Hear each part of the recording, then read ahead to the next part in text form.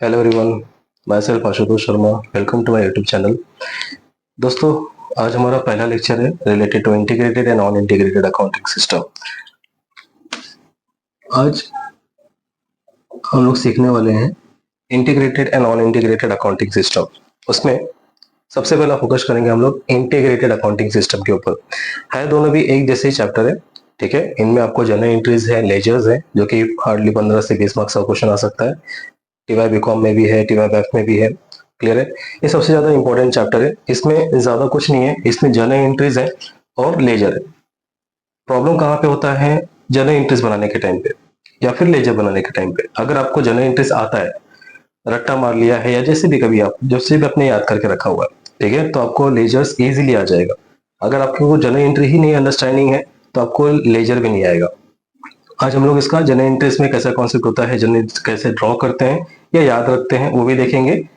ठीक है, सिर्फ और सिर्फ इंटीग्रेटेड, लेकिन डिफरेंस दोनों में क्या है वो आपको अभी पता चल जाएगा।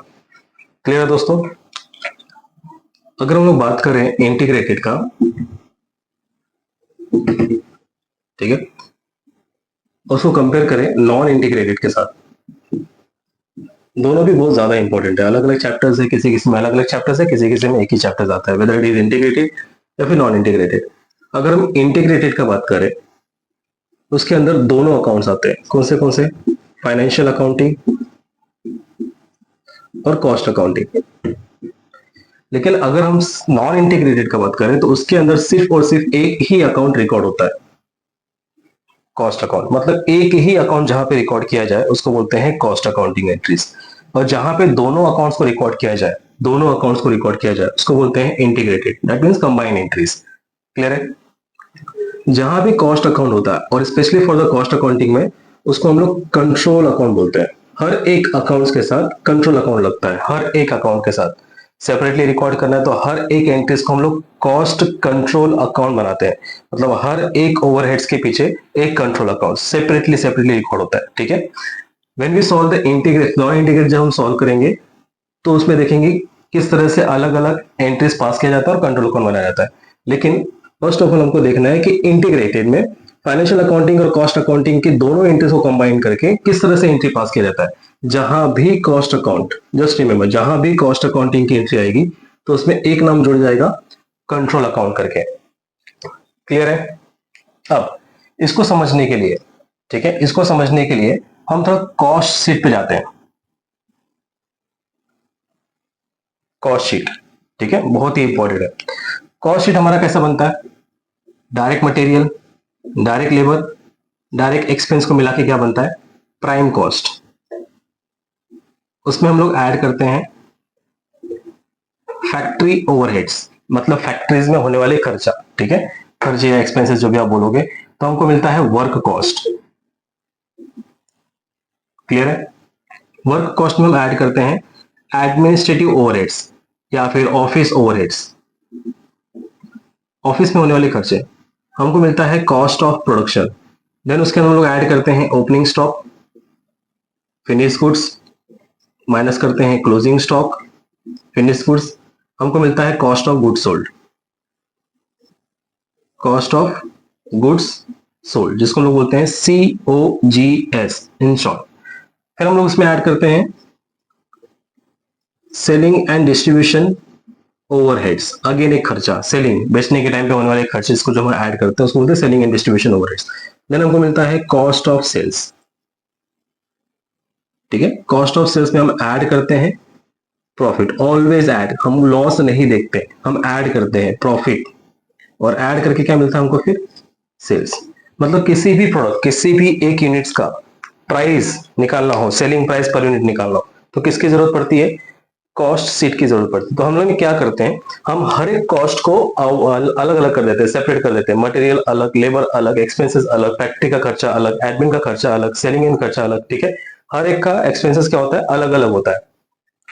तो जहां भी, जब भी हम लोग कोई एक्सपेंसेस अलग अलग करते हैं, और स्पेशली इन कॉस्ट अकाउंटिंग, तो उसको सपोर्ट करता है कंट्रोल अकाउंट। तो हर एक एंट्रीज को, हर एक अकाउंट्स को बना देते हैं सेपरेटली कॉस्ट कंट्रोल अकाउंट में, ठीक है। अब ये ट्रांजेक्शन हम जब भी कभी एंट्रीज का पास करते हैं, जब भी कभी कोई एंट्रीज पास करते हैं, तो उसके अंदर हमें ट्रांजेक्शंस होते हैं, जिसके बेस पे हम क्या बनाते हैं? जनरल एंट्री के बेस पे ट्रायल बैलेंस, फिर ट्रायल बैलेंस के बेस पे आपका जो भी बाकी आता है तुम्हारा अपना फाइनल अकाउंटिंग, वो सब। हम बात कर रहे हैं इंटीग्रेटेड और नॉन इंटीग्रेटेड के नाम में, ठीक है। बेसिकली मान के चलो, अगर मैंने ये ट्रांजेक्शन लिखा कि परचेस गुड्स फॉर कैश, ये कौन सी एंट्री हो जाएगी? बेसिकली फाइनेंशियल एंट्री, ठीक है। फाइनेंशियल एंट्री मतलब जहां पे पैसों का लेन देन, पैसों का लेन देन हर जगह पे होता है, तो फाइनेंशियल की एंट्री हो गई। इसको आप 11th-12th में जैसे आप सीखते थे, उसकी एंट्री क्या होगी बताओ? वेदर आप लिखते थे परचेज अकाउंट, वेदर आप लिखते थे गुड्स अकाउंट, जो भी आपको बताया जाता था, परचेज है तो गुड्स, कैश में है टू कैश अकाउंट, ये हो गया आपका फाइनेंशियल एंट्रीज, ठीक है, फाइनेंशियल अकाउंटिंग एंट्रीज। अब क्या करना है, परचेज और गुड्स को आपको नाम दिया रहेगा, या फिर उसको आप बोल सकते हो स्टॉक के नाम पे, मटेरियल के नाम पे, ठीक है, वॉट एवर द नेम, या तो स्टॉक है तो मटेरियल। अगर हम फैक्ट्रीज में काम करें, बेसिकली फैक्ट्रीज या फिर किसी मैन्युफैक्चरिंग कंपनी में काम करें, तो हम उसको परचेज नहीं बोलते, उसको गुड्स नहीं बोलते, उसको क्या बोलते हैं? या तो स्टॉक बोलते हैं या तो मटेरियल बोलते हैं, दो ही नाम, या तो स्टॉक या तो मटेरियल। ये रहा आपका मटेरियल। तो जब भी कभी परचेज का बात हो, रॉ मटेरियल या स्टॉक्स का बात हो, तो हो जाता है डायरेक्ट मटेरियल। इसको हम लोग नाम दे देंगे स्टोर लेजर कंट्रोल अकाउंट, ठीक है, स्टोर लेजर कंट्रोल अकाउंट। जब भी कभी बात हो गुड्स की, परचेज की, तो उसको मटेरियल का नाम दे देंगे, डायरेक्ट मटेरियल। तो डायरेक्ट मटेरियल हो जाएगा store ledger control account. Control account क्यों? क्योंकि हमको इंटीग्रेटेड में फाइनेंशियल अकाउंटिंग के साथ कॉस्ट अकाउंटिंग के एंट्रीज भी इन्वॉल्व करनी है, क्योंकि मैन्युफैक्चरिंग इंडस्ट्रीज में ज्यादातर कॉस्ट को रिकॉर्ड करते हैं, ठीक है, खर्चे को रिकॉर्ड करते हैं। तो सेपरेट शो करने के लिए हम यूज करेंगे स्टोर लेजर कंट्रोल अकाउंट, किसके नाम पे? मटेरियल्स के नाम पे। जहां भी मटेरियल्स का नाम होगा उसको हम लोग नाम दे देंगे store ledger control account. Cash, ये तुम्हारा फाइनेंशियल एंट्री, ये हो गया। अब हम इनको कन्वर्ट करें, इस चीज को अगर हम कन्वर्ट करें, ठीक है, तो आपके पास कुछ इस तरह से ट्रांजेक्शन रहेगा।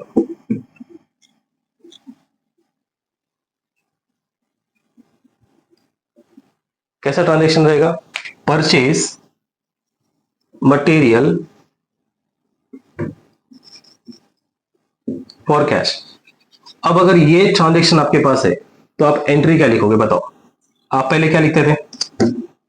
आप पहले लिखते थे परचेज अकाउंट डेबिट, ठीक है, टू कैश अकाउंट। अब आप क्या लिखोगे? Tell me. आपको परचेज नहीं लिखना है, आप इंटीग्रेटेड कर रहे हो, तो इंटीग्रेटेड में आप कौन सी एंट्री पास करोगे? आपको परचेज नहीं लिखना है, आपको पता है आप खरीद रहे हो, क्या खरीद रहे हो? मटेरियल। तो मटेरियल का हमने क्या नाम दिया हुआ है? Store ledger control. सिंपल, क्या आएगा यहाँ पे? Store ledger control account debit to cash account. ये हो गया दो रिकॉर्ड। जहां पे स्टोर लेजर आ गया, जहां पे कंट्रोल अकाउंट आ गया, वो हो गया तुम्हारा कॉस्ट अकाउंटिंग एंट्री, और कैश जो तुमको शो कर रहा है वो तुम्हारा फाइनेंशियल अकाउंटिंग एंट्री। यही फर्क है इंटीग्रेटेड और नॉन इंटीग्रेटेड। जहां पे कॉस्ट अकाउंटिंग और फाइनेंशियल अकाउंटिंग दोनों एंट्रीज को आप रिकॉर्ड करो, दोनों एंट्रीज को आप रिकॉर्ड कर रहे हो, उससे वो हो जाएगा आपका एंट्रीज इंटीग्रेटेड। नॉन इंटीग्रेटेड में आपको सिर्फ और सिर्फ कॉस्ट अकाउंटिंग एंट्रीज बनानी रहती है। कॉस्ट अकाउंट मतलब फाइनेंशियल अकाउंटिंग की एंट्रीज नहीं होगी। ज्यादातर अगर हम देखा जाए तो हमारा, अगर हमने क्लॉस अकाउंट्स को क्लासिफाई किए, तो अकाउंट्स कितने तरह के होते हैं? रियल, पर्सनल और नॉमिनल। ये तीन अकाउंट्स हमारे पास होते हैं, रियल अकाउंट, पर्सनल अकाउंट और नॉमिनल अकाउंट, ठीक है। जहां पे तीनों एंट्रीज का रिकॉर्ड हो, जहां पे तीनों एंट्रीज का रिकॉर्ड हो, रियल, नॉमिनल और पर्सनल, तीनों एंट्रीज का रिकॉर्ड हो, वो आपका हो जाएगा इंटीग्रेटेड। क्लियर है? इंटीग्रेटेड। उसमें आप real to real, personal to personal, ठीक है, वॉट एवर आप कुछ भी दिखा सकते हो, जिसमें आप हर एक एंट्रीज को रिकॉर्ड कर रहे हो, फाइनेंशियल ट्रांजेक्शन रिकॉर्ड कर रहे हो, हर एक अकाउंट्स को रिकॉर्ड कर रहे हो, वेदर पर्सनल है, वेदर रियल है, वेदर नॉमिनल है, वो आपका हो जाएगा इंटीग्रेटेड। हाँ, अगर कंट्रोल लगाना है साथ में, तो आपका इंटीग्रेटेड में कॉस्ट अकाउंटिंग के साथ क्या लग जाएगा? कंट्रोल लग जाएगा, ठीक है। अगर हम इंटीग्रेटेड में जा रहे हैं तो रियल, पर्सनल, नॉमिनल अकाउंट तीनों भी रिकॉर्ड होगा, और हम अगर नॉन इंटीग्रेटेड में जा रहे हैं तो एक ही अकाउंट रिकॉर्ड होगा, दैट मींस नॉमिनल अकाउंट। क्योंकि नॉमिनल का मतलब होता है, क्या होता है बताओ, रूल्स पता है ना, ये एक्सपेंसेस वाला होता है, ठीक है, debit all expenses and losses, credit all incomes and gains, पता रहेगा रूल्स। तो ये एक्सपेंसेस वाला होता है, मतलब खर्चा, ओवरहेड्स मतलब खर्चे, और सिर्फ खर्चे को हमको रिकॉर्ड करना होता है कॉस्ट के बेस पे, that is means non integrated. तो इसकी एंट्री कैसे होगी, इसकी एंट्री कैसे पास करेंगे? तो सबसे पहले ये सोचो कि जहां भी खर्चे हैं उस खर्चे को अगर हम कॉस्ट अकाउंटिंग सॉल्व करें तो कॉस्ट अकाउंटिंग में आपको हर वक्त क्या यूज करना पड़ेगा, control account, laser control account या कंट्रोल अकाउंट। तो हमने एक तो सीखा कि जब भी मटेरियल या स्टॉक्स का बात करें तो उसका नाम क्या हो जाएगा, store ledger control account. Clear है? Direct labour, direct labour, labour को खर्चा दे दिया, लेबर को पगार दे दिया, ठीक है, जहां भी डायरेक्ट लेबर यूज हो रहा है उसको हम लोग बोलेंगे वेज कंट्रोल अकाउंट या वेजेस कंट्रोल अकाउंट, ठीक है, wages control account. Direct labour को या फिर लेबर को, तो उसको हम लोग क्या नाम दे देंगे, wages control account. Direct expenses, तुम्हारा डायरेक्ट एक्सपेंसेस रहेगा वर्क इन प्रोग्रेस, डब्ल्यूआईपी से रिलेटेड, ठीक है। डायरेक्ट एक्सपेंसेस रिलेटेड टू किसके लिए खर्चा किया है, अगर स्पेशल जॉब के लिए खर्चा किया है तो डब्ल्यूआईपी, ठीक है, प्रोडक्शन पर्पस के लिए खर्चा किया तो इनडायरेक्ट, मतलब अलग अलग तुमको नाम आएगा। तो बेसिकली दो याद रखो, material store ledger control, labour wages control, ठीक है। फैक्ट्री ओवरहेड्स, फैक्ट्री ओवरहेड्स, अब इन तीनों के बीच में एक आता है अपना डब्ल्यूआईपी, वर्क इन प्रोग्रेस, जिसको हम लोग बोलते हैं स्पेशल जॉब, स्पेशल जॉब, या फिर direct purpose for production, directly production मतलब डायरेक्टली प्रोडक्शन करना है, या फिर स्पेशल जॉब के लिए खरीदा हुआ है, या फिर किसी स्पेशल जॉब के लिए लगा दिया है, खरीद के रखने का नहीं है, स्टोर करके नहीं रखना, डायरेक्टली काम पे लगाया या चालू कर दिया स्पेशल जॉब के लिए, तो हो जाएगा WIP, WIP ledger control account, ये इसके लिए नाम हो जाएगा। फैक्ट्री ओवरहेड्स है, ठीक है, एक ये खर्चा है फैक्ट्री ओवरहेड्स, एक ये खर्चा है एडमिनिस्ट्रेटिव ओवरहेड्स, और एक ये खर्चा है सेलिंग एंड डिस्ट्रीब्यूशन ओवरहेड्स। जहां भी खर्चा है उसके सामने उसको क्या लिखना है, कंट्रोल अकाउंट, ठीक है। अगर बोला रहेगा फैक्ट्री एक्सपेंसेस तो फैक्ट्री एक्सपेंस को क्या नाम दोगे, factory overheads ledger control account. अगर बोला रहेगा रेंट भरना है तो administrative overheads ledger control account. अगर बोला रहेगा एडवर्टाइजमेंट एक्सपेंस पे करना तो एडवर्टाइजमेंट किधर का खर्चा होता है, सेलिंग का खर्चा होता है, तो selling and distribution overheads ledger control account. ये तीन एक्सपेंसेस आपको क्लासिफाइड कर दिया आपने अलग अलग। मतलब अब आप क्या करोगे, जहां का भी खर्चा है आप उसको कंट्रोल अकाउंट से दिखाओगे। ऑफिस का खर्चा है तो कौन सा नाम यूज करेंगे, administrative office overheads ledger control account. Factory का खर्चा है, ये खर्चा आपको स्पेसिफाई करना है, दिया रहेगा अगर आपने कॉस्ट शीट पढ़ा रहेगा तो। फैक्ट्री का खर्चा तो factory overheads ledger control account, office का खर्चा तो office overheads ledger control account, selling का खर्चा तो selling and distribution overheads ledger control account. Clear है?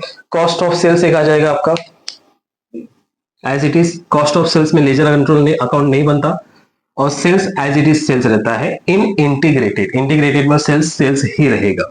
क्लियर है? ये हो गया आपकी क्लासिफिकेशन अंडर द इंटीग्रेटेड, मतलब आपने नाम दे दिया किसको कौन सा खर्चा करके। अब इसमें अंडर एब्जॉर्ब या ओवर एब्जॉर्ब, ज्यादातर आपको यही फ्रीक्वेंसीज आएगी, यही ट्रांजेक्शन आपको आएगा। मटेरियल से रिलेटेड नंबर 1, वेजेस से related number 2, WIP number 3, factory overheads number 4, administration over number 5, opening stock closing stock नहीं रहेगा, ठीक है। कॉस्ट ऑफ गुड्स सोल्ड की एंट्री फिनिश गुड्स में चली जाती है, ये कन्वर्ट हो जाएगा, यहाँ पे एक आ जाएगा फिनिश गुड्स, क्योंकि गुड्स रेडी हो चुका है, तो number 6 finish goods. Selling and distribution number 7, cost of sales number 8, profit loss नहीं आएगा, कॉस्टिंग पैनल आता है उसकी जगह पे, वो नॉन इंटीग्रेटेड में आएगा।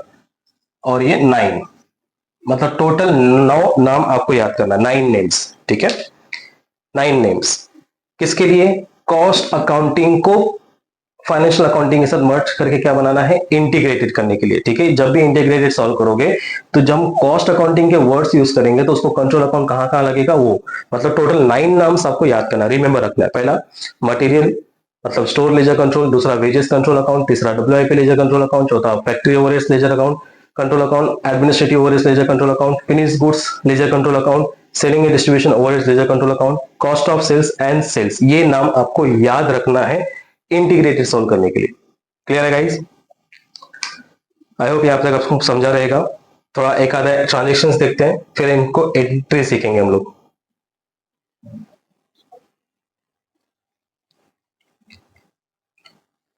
देखते हैं जर्नल एंट्रीज। देखो दो चीज आपके पास है, या तो आप जनरल इंटरेस्ट को रट्टा मार के याद करो, या तो जनरल इंटरेस्ट को अंडरस्टैंड करके प्रिपेयर करो। दो ही चीज आपके पास है, या तो रट्टा मार के याद करो, रट्टा मार के मतलब अंडरस्टैंडिंग करके याद कर लो, अदरवाइज आप लोग थोड़ा सीखने की कोशिश करो या जनरल इंटरेस्ट को बनाने की कोशिश करो। ठीक है, तो हम लोग थोड़ा स्पेसिफाइड जनरल इंटरेस्ट देखते हैं कि किस तरह से जनरल एंट्री बनता है या किस तरह से जनरल एंट्री याद किया जाए। मेन मेन एंट्रीज कौन से है, हमने 9 नाम्स को याद करके रखना है। कौन सा 9 नाम्स है? सबसे पहला स्टोर लेजर कंट्रोल, दूसरा वेजेस कंट्रोल अकाउंट, तीसरा WIP ledger control account, next factory overheads ledger control account, next है administrative and office overheads ledger control account या office and administrative overheads ledger control account, whatever, office and administrative overheads ledger control account. Selling के पहले finish goods आता है,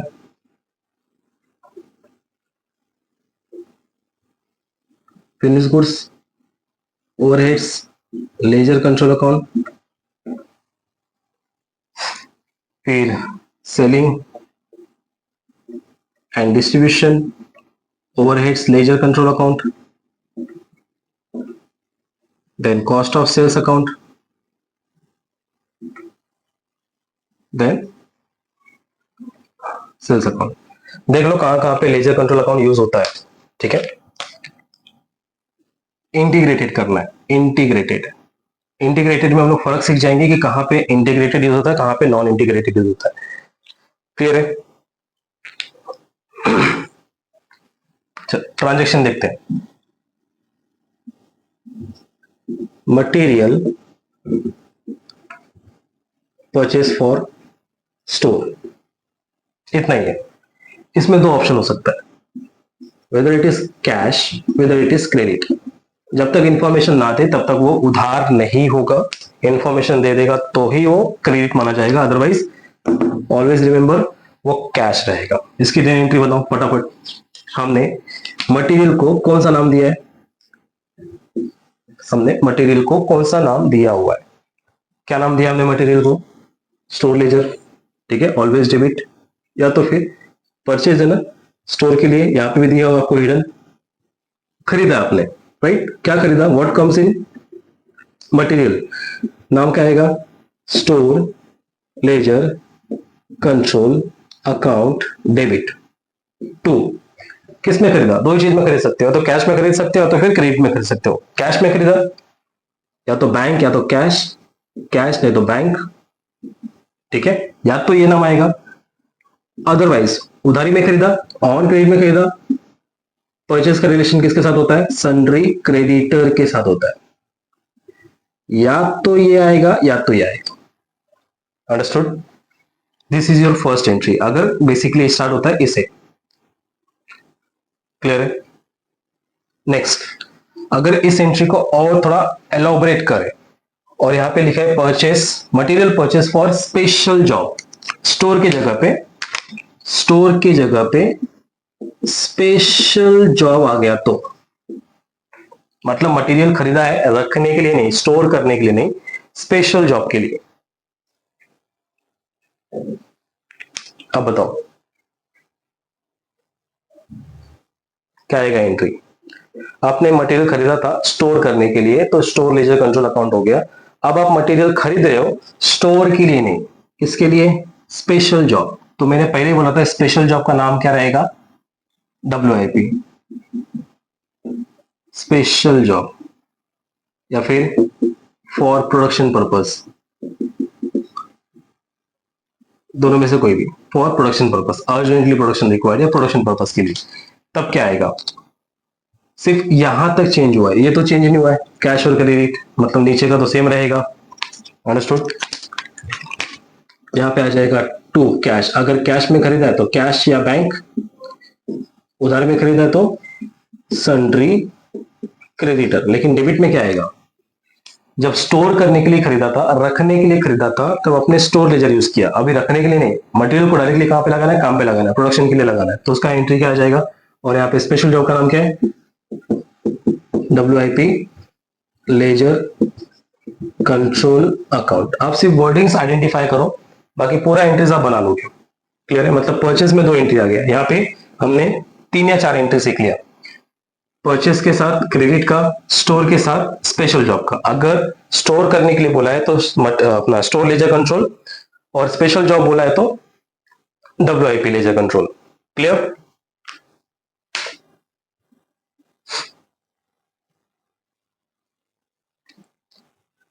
इसमें और एक entry डालते हैं, क्या हो अगर मटेरियल, खरीदा हुआ मटेरियल को रिटर्न करना हुआ तो। मटेरियल रिटर्न, मटेरियल वापस आया, ठीक है। अब मटेरियल रिटर्न वापस आया तो उसकी 2 कैटेगरी हो जाएगी। एक कैटेगरी हो जाएगी direct material,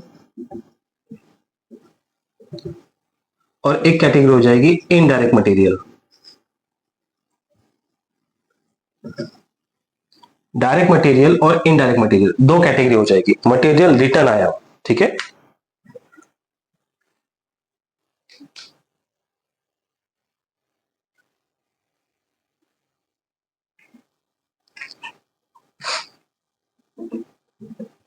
direct material, indirect material. एक और लेते हैं रिटर्न के साथ, या मटेरियल रिटर्न फ्रॉम,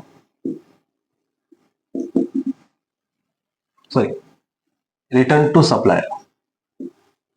मटेरियल हमने वापस कर दिया, एक और एंट्री रिटर्न की। क्लियर है। सप्लायर मतलब कौन, जिससे हमने उधारी में माल खरीदा था, द क्रेडिटर्स, जिससे हमने उधारी में माल खरीदा था। अब एक एंट्री में 5-6 एंट्रीज हो गई। पहले एंट्री कौन सी थी, वेदर कैश वेदर क्रेडिट, ठीक है, फॉर स्टोर। फिर स्पेशल जॉब फॉर कैश और क्रेडिट, नंबर 3, नंबर 4, नंबर 5 इसको देख लेते हैं, नंबर 6, नंबर 7, मटेरियल से रिलेटेड 7 एंट्रीज। क्लियर है। मटेरियल रिटर्न कर दिया सप्लायर को, मटेरियल रिटर्न कर दिया, खरीदा कैसा था, ठीक है, खरीदा यहाँ पे था ना, store ledger control account debit to cash या फिर सन्ड्री क्रेडिटर्स। कैश में खरीदा या सन्ड्री क्रेडिटर्स में खरीदा, फर्क नहीं पड़ता। रिटर्न कर दिया किसको, टू किसको रिटर्न किया, सप्लायर को। जब खरीदा था तब डेबिट किया था, बराबर है। अब क्या करेंगे, भेज दिया to store ledger control account. किसको भेजा, इन भाई साहब को भेजा, सप्लायर। सप्लायर तो लिख नहीं सकते, किसका नाम लिखा था हमने, सन्ड्री क्रेडिटर का नाम लिखा था, यह आ जाएगा सन्ड्री क्रेडिटर। दैट्स व्हाई यहाँ पे हम लोग सप्लायर की जगह पे क्या यूज करेंगे, सन्ड्री क्रेडिटर यूज करेंगे। ये हो गया आपका परचेस से रिटर्न। जब आप परचेस किए थे तब एंट्री क्या था, अब परचेस रिटर्न की एंट्री क्या होगी, ठीक है। जस्ट रिटर्न की 3 एंट्री, एक है रिटर्न टू सप्लायर है, एक है वो मटेरियल जो हमने प्रोडक्शन पर्पस के लिए किया था, ऐसा मटेरियल डायरेक्ट मटेरियल जो WIP के लिए यूज किया था, डायरेक्ट मटेरियल जो हमने डायरेक्टली प्रोसेस के लिए यूज किया था, स्पेशल जॉब के लिए यूज किया था, ठीक है, उसको हम लोग रिटर्न कर रहे हैं, वापस से लेके जा, नहीं चाहिए वापस से लेके जा।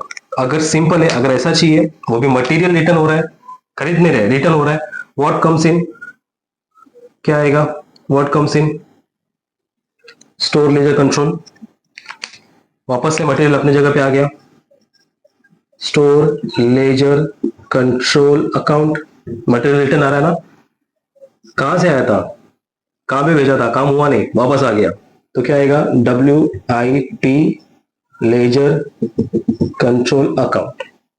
ये हो गया direct material return to store. Material निकाला था स्टोर से, काम पे भेजने के लिए नहीं यूज हुआ, ऐसा बोल सकते हैं मटेरियल इश्यूड फॉर प्रोडक्शन या material issued for special job, ऐसा बोल सकते हैं। अगर हम इसका एंट्रीज प्रॉपर देखेंगे तो यहाँ पे ऐसा कुछ आएगा, material issued for special job, तब इसकी एंट्री क्या होगी, मटेरियल को इशूड किया था स्पेशल जॉब के लिए, तो इसकी एंट्री होगी, क्या इशू किया था किसके लिए, स्पेशल जॉब के लिए ना, तो WIP ledger control account to store ledger control account, ये एंट्री थी इसकी। मटेरियल को इशू किया है स्पेशल जॉब के लिए या फिर प्रोडक्शन पर्पस के लिए, ऐसा कुछ लिखा रहेगा, ठीक है, प्रोडक्शन पर्पस के लिए, तो उसकी एंट्री क्या होगी, किसके लिए, इसके लिए, वो हो गया डेबिट, क्या मटेरियल हो गया क्रेडिट, किसके लिए, डेबिट क्या क्रेडिट, क्लियर है। WIP ledger account debit to store ledger control, material को इशू किया था प्रोडक्शन पर्पस के लिए स्पेशल जॉब के लिए, तो यह हो गया एंट्री। अब वो स्पेशल जॉब से वापस रिटर्न आ रहा है, ये हो गया उल्टा entry, store ledger control account debit to WIP ledger control account, ठीक है, डायरेक्ट मटेरियल वापस आ गया।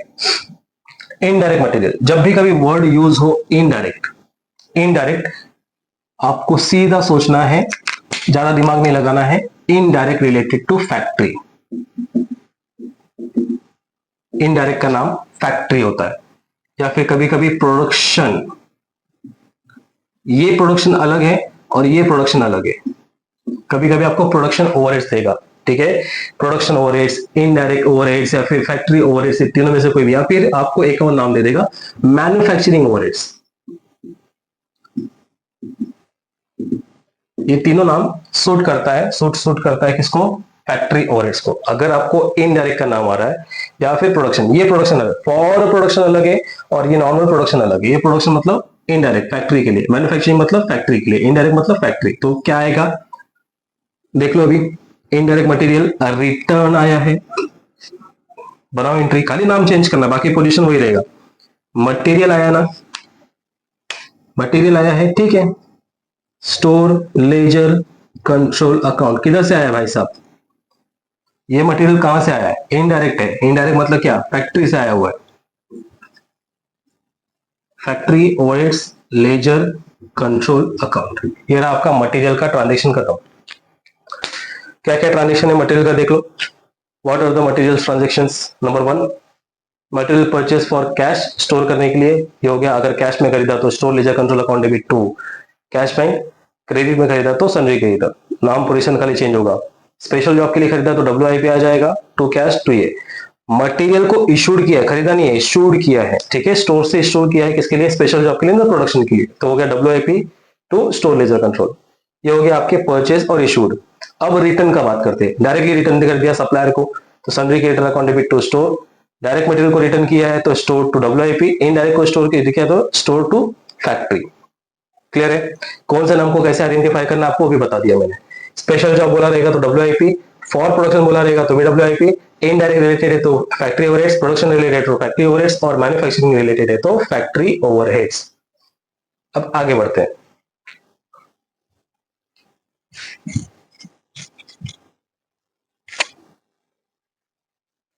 मटेरियल का हो गया, नाउ नेक्स्ट एक्सपेंसेस देखते हैं।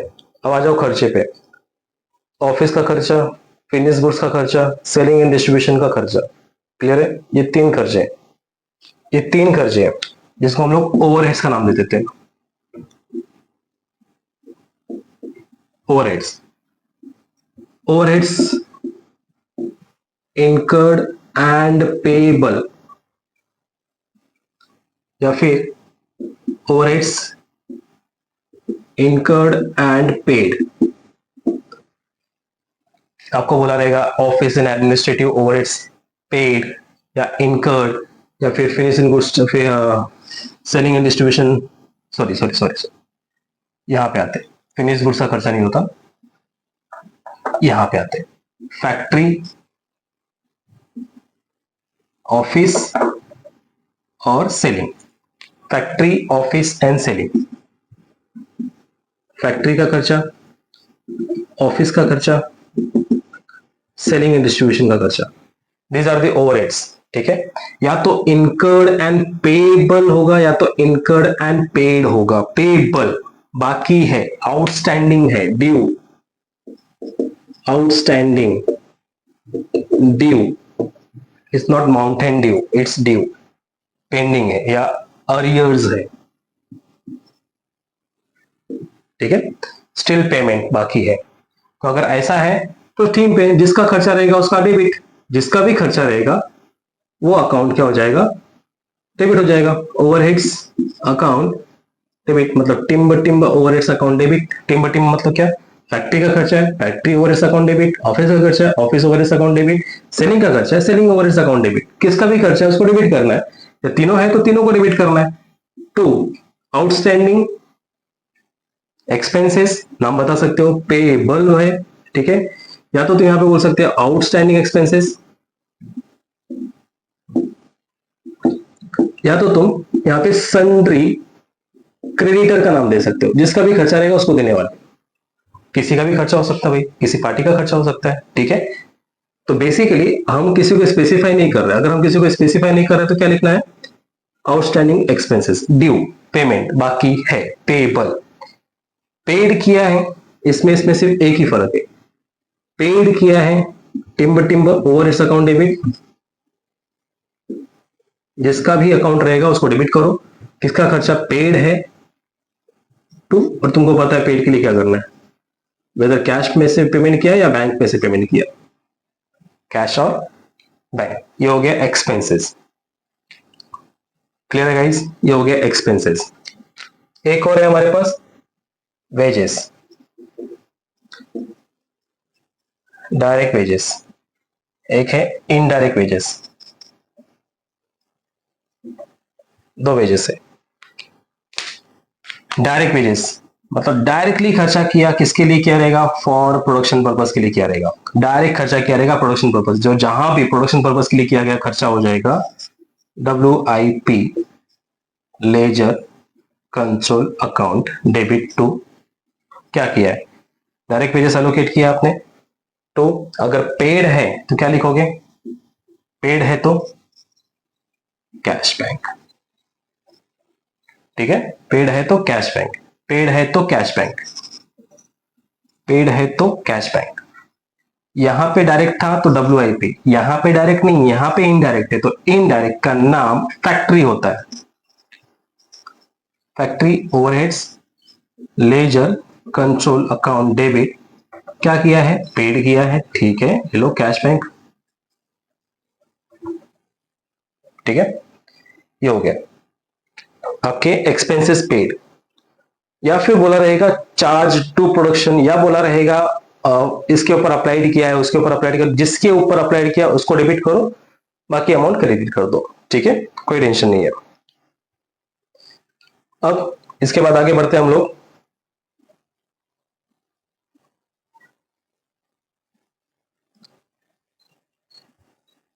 हाँ, रिकवर का बात करते हैं, ठीक है।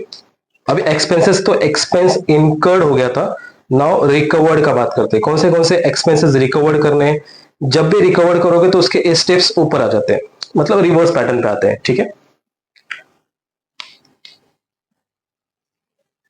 रिकवर्ड करना है, अगर हमें फैक्ट्री का खर्चा रिकवर करना है तो फैक्ट्री ओवरहेड्स रिकवर्ड, तो उसकी एंट्री क्या होगी, फैक्ट्री ओवरहेड्स, फैक्ट्री ओवरहेड्स को रिकवर करना है।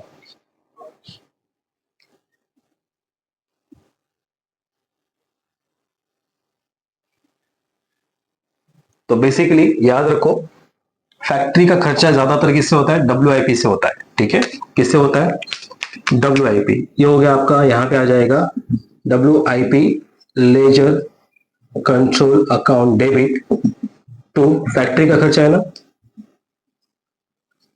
Factory overheads ledger control account recovered, ये हो गया रिकवर्ड ऑफ फैक्ट्री ओवरहेड्स। दूसरा रिकवर्ड करना है एडमिनिस्ट्रेटिव ओवरहेड्स, यहां पे फैक्ट्री का हो गया, अब फैक्ट्री से एडमिनिस्ट्रेटिव पे आते हैं, इसका रिकवर्ड बताओ।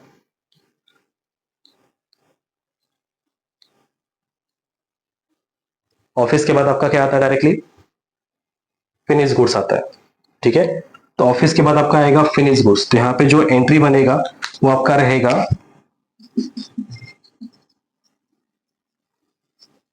Finish goods ledger control account debit, ठीक है। Finish goods ledger control account debit to आपका जो भी ओवरहेड्स है, कौन सा ओवरहेड्स है, admin to admin overheads ledger control account, ये हो गया आपका एडमिनिस्ट्रेटिव ओवरहेड्स रिकवर्ड। तीसरा खर्चा कौन सा आपका, सेलिंग। अब सेलिंग के बाद क्या आता है, कॉस्ट ऑफ सेल्स। इसका बनाओ,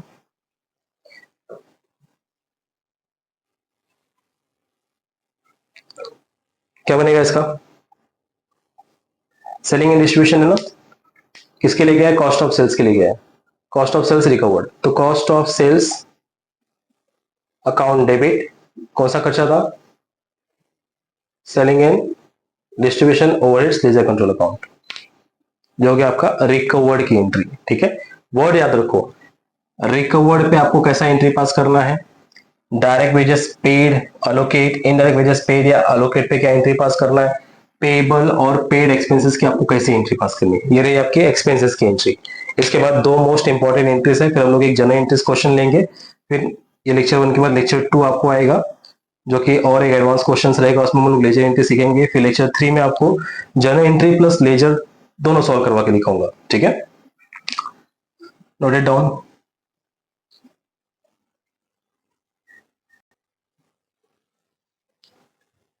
तो अब तक हमने देखा मटेरियल से रिलेटेड ट्रांजेक्शंस, ओवरहेड से रिलेटेड ट्रांजेक्शंस, वेजेस से रिलेटेड ट्रांजेक्शन। नाउ बात करते हैं हम लोग फिनिश्ड गुड्स।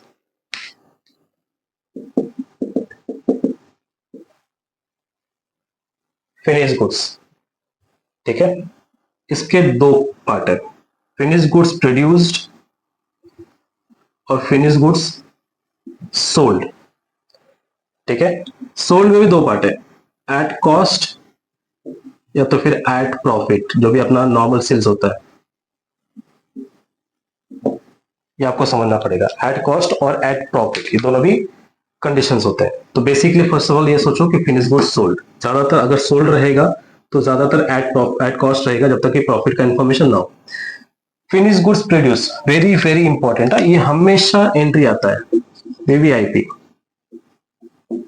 ये एंट्री हमेशा आती है। फिनिश गुड्स प्रोड्यूस क्या है, प्रोडक्शन एट कॉस्ट या गुड्स प्रोड्यूस एट कॉस्ट, ऐसा कुछ रहेगा। फिनिश गुड्स प्रोड्यूस, सीक्वेंस में जाओ तो सोचो लॉजिकली, फिनिश गुड्स हमारा कहां से आता है, डब्ल्यूआईपी से बन के निकलता है, तो हमने क्या बनाया, हमने बनाया फिनिश गुड्स,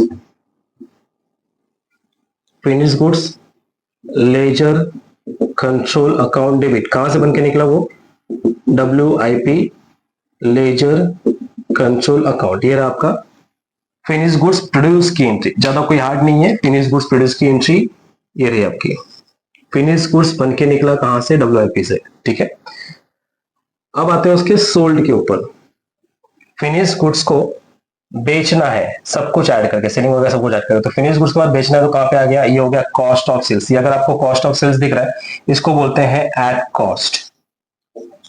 ठीक है, cost of sales, finish goods sold at cost मतलब होता है cost of sales, COS, cost of sales. Profit में बेचा तो सेल्स हो जाएगा, मतलब पूरा प्रॉफिट वगैरह सब ऐड करके, लेकिन नहीं, हमको अभी तक क्या करना है, सिर्फ कॉस्ट ऑफ सेल्स में बेचना, मतलब finish goods sold at cost, ये finish goods sold at cost, इतना ही है। तो एंट्री क्या हो जाएगा, एट कॉस्ट, तो कॉस्ट ऑफ सेल्स बेचना है ना, सोल्ड करना है, क्या सोल्ड करना है, finish goods ledger control account, ये रहा आपका एंट्री।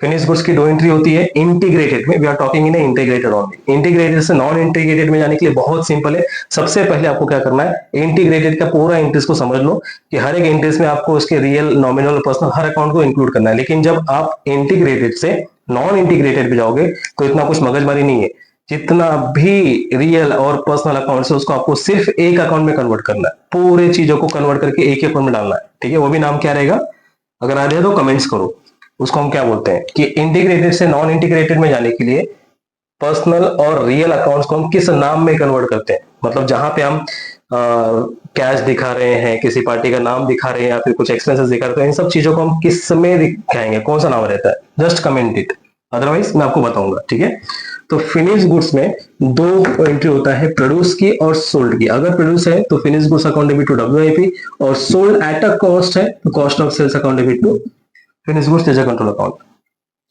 प्रॉफिट में बेचा है तो उसको हम लोग बोलते हैं सेल्स। सेल्स की एंट्री, सेल्स दो तरह का होता है, whether on cash whether on credit. या तो उधार में बेचेंगे या तो फिर कैश में बेचेंगे। और कैश में बेचा तो कैश और bank account debit to sundry, sorry cash में बेचा ना, cash bank account debit to sales account. उधार में बेचा तो sundry debtor account debit to sales. ये रहा आपका सेल्स की एंट्री। ठीक है, सो अप्रोक्सीमेटली मेजर एंट्रीज को हमने अंडरस्टैंड कर लिया। ठीक है, एंट्रीज किस तरह से होती हैं, किसको नाम से हमें कौन सा नाम देना रहता है, क्लियर है गाइस। तो हमें ज्यादातर ये नाम याद रखना है, store ledger control, wages control, WIP ledger control account. अगर स्पेशल जॉब के लिए बोला है, प्रोडक्शन पर्पस के लिए बोला है, वो factory overheads ledger control account, administrative overheads ledger control account, finish goods ledger control account, selling and distribution ledger control account, cost of sales and sales. Basically most important entries तो मैंने आपको समझा दिया है। अब थोड़ा सा आपको यहाँ पे हिडन इंफॉर्मेशन दे देता हूं। हम इंटीग्रेटेड कर रहे हैं, ठीक है, इंटीग्रेटेड। हमने इंटीग्रेटेड में store ledger control account to cash account लिखा था। अगर हमने कैश अकाउंट लिखा तो भी, या तो संजय केटर का नाम लिखा तो भी, हम इंटीग्रेटेड में real real personal real nominal real सब चलता है, उसको आप कंबाइन कर सकते हो। लेकिन इससे भी सिंपल, आप जब नॉन इंटीग्रेटेड करोगे तो जितने भी रियल और पर्सनल अकाउंट है ये कन्वर्ट हो जाएंगे, रियल और पर्सनल अकाउंट कन्वर्ट हो जाएंगे कॉस्ट लेजर कंट्रोल में, या तो फिर जनरल लेजर कंट्रोल में, या तो फिर नॉमिनल लेजर कंट्रोल में। तीन में से कोई एक नाम। जितने भी रियल पर्सनल अकाउंट से इन सभी को आप एक ही नाम में कन्वर्ट कर दोगे। अगर आप बिल्डिंग अकाउंट की इंटरेस्ट लिख रहे हो, आपको जनरल इंटरेस्ट में आएगी, बिल्डिंग अकाउंट आएगा, अलग अलग नाम को आपका रहेगा, रियल अकाउंट का नाम आएगा, पर्सनल अकाउंट का नाम आएगा। तो जितना जहां जहां भी रियल और पर्सनल अकाउंट का नाम आ रहा है उन सभी जगह को आपको नॉन इंटीग्रेटेड में ये तीन में से कोई एक नाम यूज करना है, whether cost ledger control, whether general ledger control, whether nominal ledger control. ठीक है, अगर हमने यहाँ पे इंटीग्रेटेड में लिखा है store ledger control account debit to cash account, तो नॉन इंटीग्रेटेड में क्या हो जाएगा, store ledger control account debit to cost ledger control account. Simple, मतलब जहां भी कैश, क्रेडिटर्स, कोई भी असेट्स का नाम आ रहा है या कोई भी रियल अकाउंट और पर्सनल अकाउंट्स का आ रहा है, तो उन सभी रियल और पर्सनल अकाउंट को क्या करोगे, आपको तीन नाम में से किसी एक नाम में कन्वर्ट करना है, whether cost ledger control, whether general ledger control, whether nominal ledger control. Depend upon the question में क्या दिया हुआ है। क्वेश्चन में अगर कॉस्ट दिया है तो कॉस्ट के हिसाब से करोगे, जनरल लेजर के हिसाब से दिया तो जनरल लेजर लिखोगे, नॉमिनल लेजर दिया हुआ है तो नॉमिनल लेजर का नाम लिखोगे। इन तीनों का एक ही मतलब होता है कि रियल और पर्सनल को आपने कन्वर्ट किया हुआ है, और वो चीजें हम सीखेंगे नॉन इंटीग्रेटेड में, इंटीग्रेटेड में। फिलहाल अभी के लिए हम लोग सीखेंगे फर्स्ट क्वेश्चन, ठीक है, जर्नल एंट्री कैसे पास करना है इंटीग्रेटेड अकाउंटिंग सिस्टम में। और ऐसे लेक्चर 2 में भी सीखेंगे। लेक्चर 2 में हम और क्वेश्चंस को सीखेंगे, 2-3 क्वेश्चंस को सीखेंगे। आज के लिए फिलहाल पहला क्वेश्चन, बेसिक क्वेश्चन लेते हैं इंटीग्रेटेड में, how to pass journal entry. उसके बाद लेक्चर 3 होगा, तो लेक्चर 3 में हम लोग जर्नल एंट्रीज के साथ लेजर बनाएंगे। ठीक है, ये रहा आपके स्क्रीन पे first question. Without wasting time देखो, फर्स्ट क्वेश्चन, बहुत थ्योरी पढ़ लिए, बहुत माथापच्ची कर लिए, अभी हमने फर्स्ट क्वेश्चन सॉल्व करना है जर्नल एंट्री से। क्वेश्चन को अच्छे से पढ़ते रहो।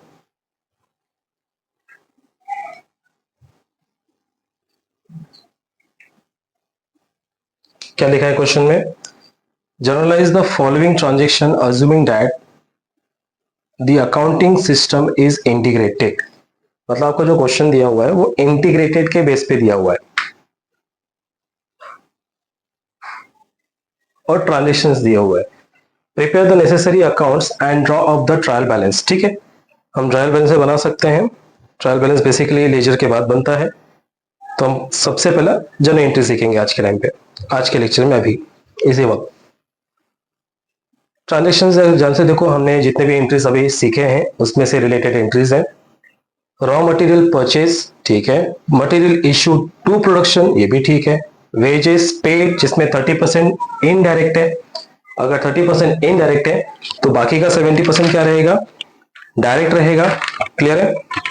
उसके बाद है वेजेस चार्ज टू प्रोडक्शन, उसके बाद है manufacturing expenses incurred and paid, then है manufacturing overheads charge to production, then है selling and distribution cost incurred and paid, finish goods at cost, finish goods produce या फिनिश प्रोडक्ट एट कॉस्ट बोला हुआ है। ठीक है। सेल्स है वो भी पूरा का पूरा क्रेडिट बेसिस पे, रिसिप्ट फ्रॉम कस्टमर है और पेड टू क्रेडिटर्स है। These are the transactions. Question को स्क्रीनशॉट निकाल के रखो सो डेट रेफरेंस के लिए काम आएगा। सिंपल है, फॉर्मेट तो आपको आता ही रहेगा। आई होप जर्नल एंट्रीज या जर्नल एंट्री किसका बुक है पता नहीं, ऑलवेज लिखते समय journal entry in the books of लिखना पड़ता है, इन द बुक्स ऑफ जिसका भी होगा। अभी के लिए फिलहाल टिम्बर टिम्बर। ठीक है। फॉर्मेट तो पता है ना आपको जर्नल एंट्रीज का, डेट होता है, पर्टिकुलर्स होते हैं, तुम्हारा LF डेबिट क्रेडिट इतना तो पता ही रहेगा। अगर हम TY का सॉल्व कर रहे हैं तो इतना तो पता ही होना चाहिए। We are not in first year और ना ही हम 11th में है। ठीक है। कभी कभी LF बनाने की जरूरत नहीं होती है। पहला डेट तो दिया नहीं तो डेट के कॉलम को हम लोग सीक्वेंस में यूज करेंगे, सीक्वेंस के लिए काम आएगा।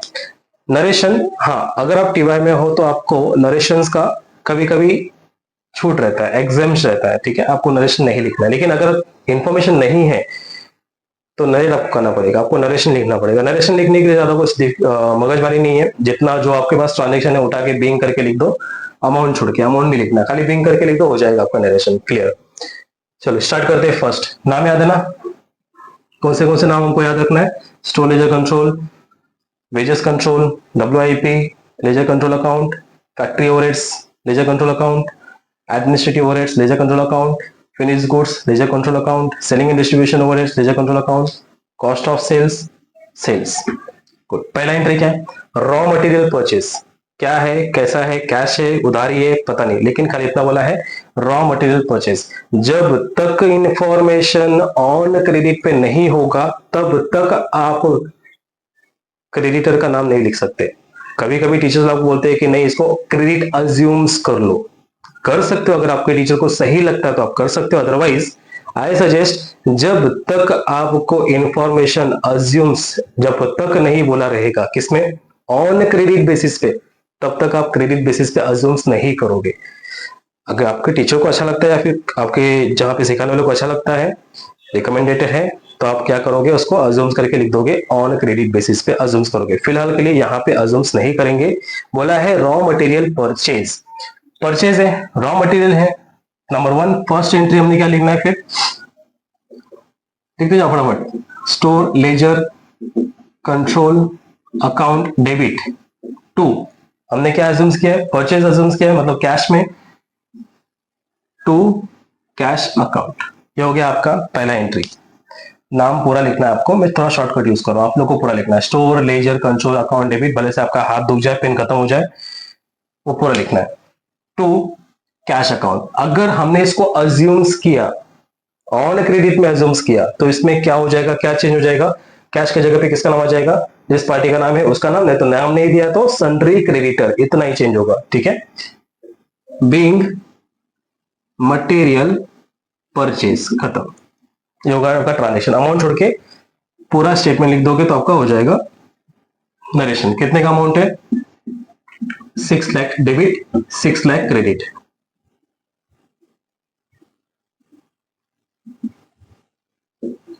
ठीक है। First entry complete. आप लोग लाइन मत मारो, वो मैं मेरे लिए मार रहा हूं, नहीं तो कॉपी पेस्ट करते रहोगे, इधर भी लाइन मारते रहोगे। ठीक है। नेक्स्ट ट्रांजेक्शन क्या है, सेकेंड, विदाउट वेस्टिंग टाइम फटाफट करते हैं। मटेरियल इशू टू प्रोडक्शन, वापस से पढ़ो, क्या और किसके लिए, timber timber to timber timber. ठीक है, क्या, किसके लिए, जिसके लिए उसको डेबिट करो, क्या उसको क्रेडिट करो। ठीक है, जिसके लिए है उसको डेबिट करो, क्या है उसको क्रेडिट करो। अब पढ़ो, material issued to production, material है इशूड किया है प्रोडक्शन के लिए। यहां पे प्रोडक्शन मतलब फैक्ट्री नहीं होगा, मैंने बताया था प्रोडक्शन मतलब फैक्ट्री नहीं होगा, क्या हो जाएगा, WIP हो जाएगा। इसके लिए है तो इसको डेबिट करो ना, क्या हो जाएगा, WIP ledger control account debit. क्या था, मटेरियल था, उसका नाम क्या हमने रखा था, स्टोर लेजर कंट्रोल अकाउंट। हो गया, narration being material issued to production. आप लोग पूरा लिखोगे, अमाउंट है 4,50,000, 4,50,000 debit, 4,50,000 credit, material issued to production. Clear है, आई होप आपको समझ आ रहेगा।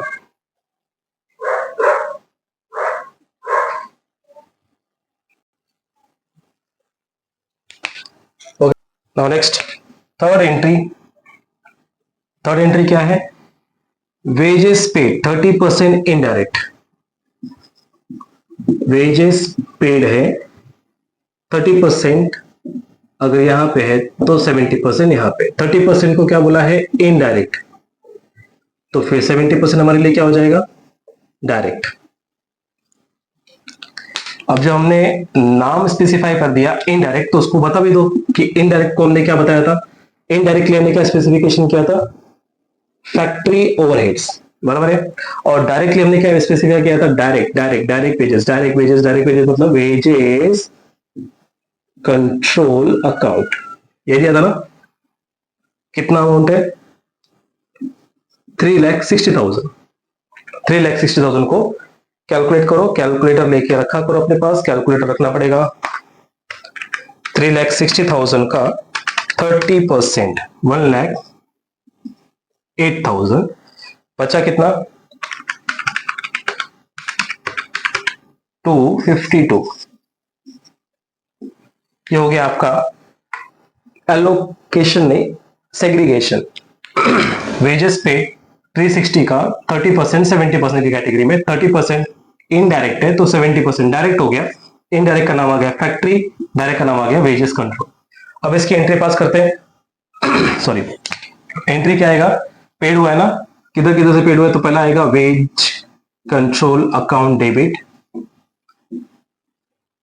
और एक डेबिट है फैक्ट्री भी है, factory overheads ledger control account debit to paid है, तो इसके लिए आएगा कैश अकाउंट।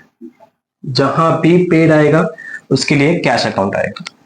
नरेशन क्या आएगा इसका, बीइंग वेजेस पेड, कितना अमाउंट, वेजेस कंट्रोल में 2,52,000 डेबिट, फैक्ट्री ओवरहेड्स में 1,08,000 डेबिट, टोटल मिला के 3,60,000 क्रेडिट।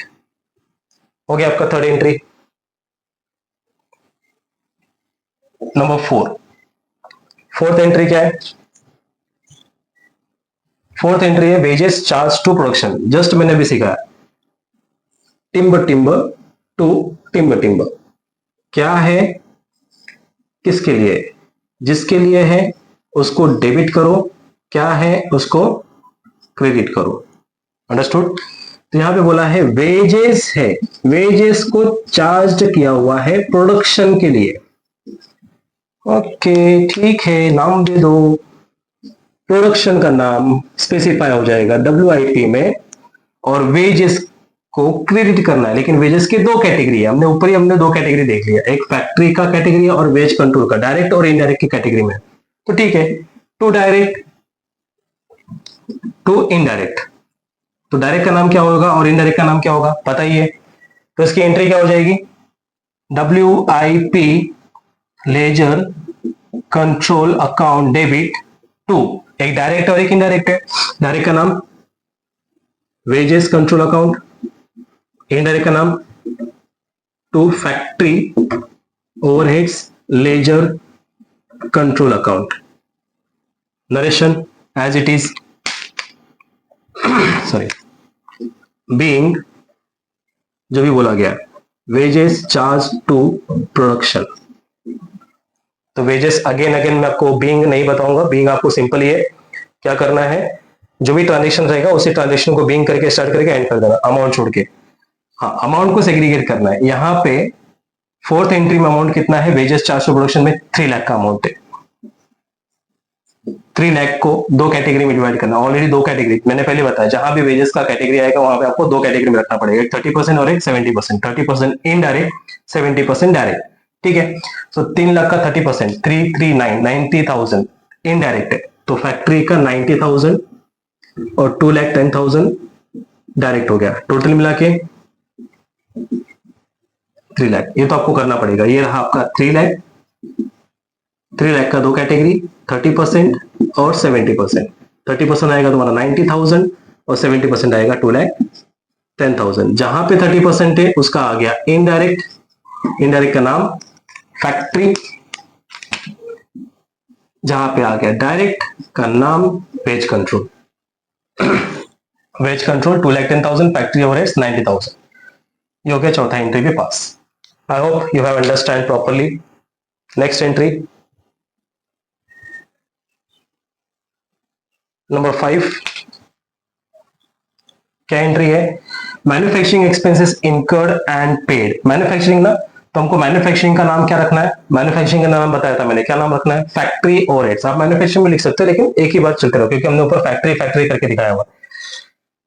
खर्चा है वो भी पेड किया है, क्या जाएगा,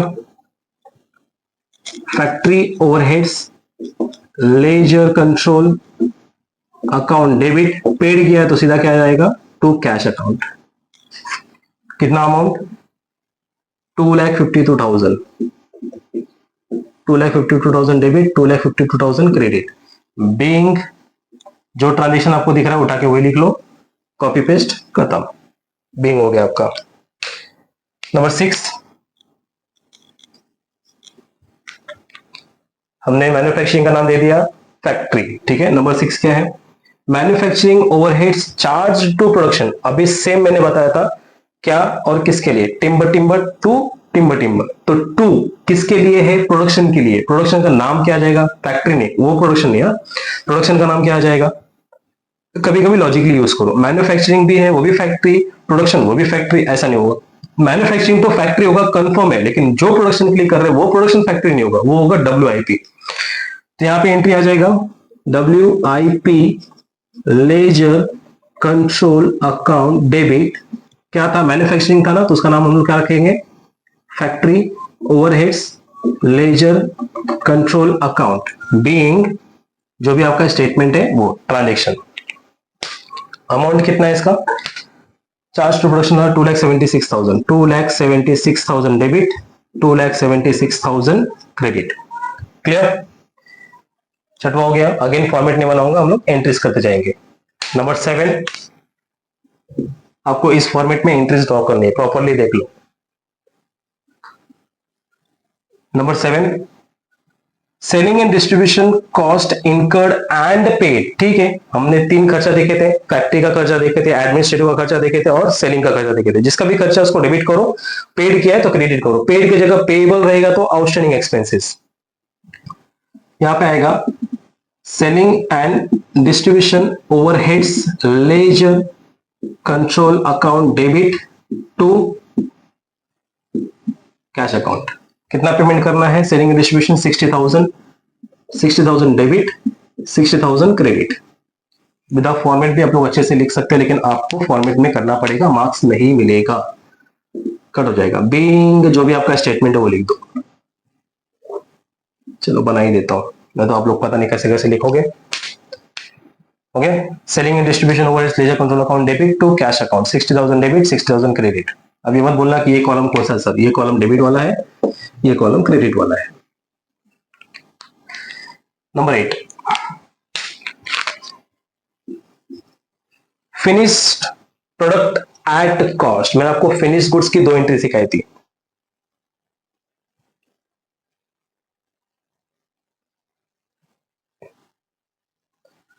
finished product at cost.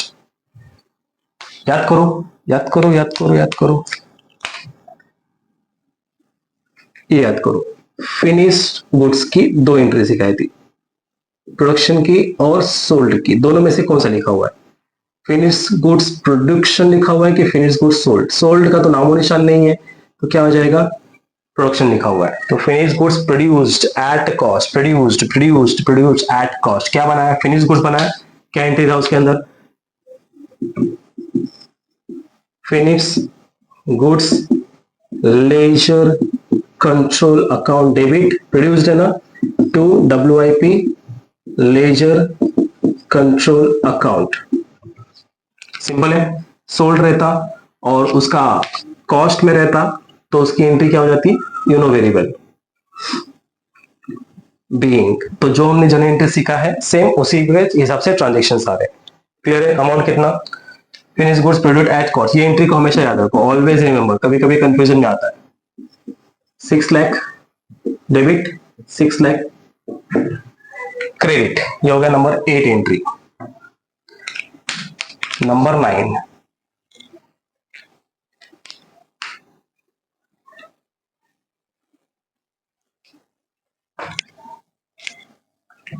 Sales, वो भी पूरा का पूरा क्रेडिट में, उधारी में। उधारी उधारी उधारी, किससे उधारी करते हैं? पैसा आने वाला नहीं है, पैसा आने वाला नहीं है तो किससे आएगा?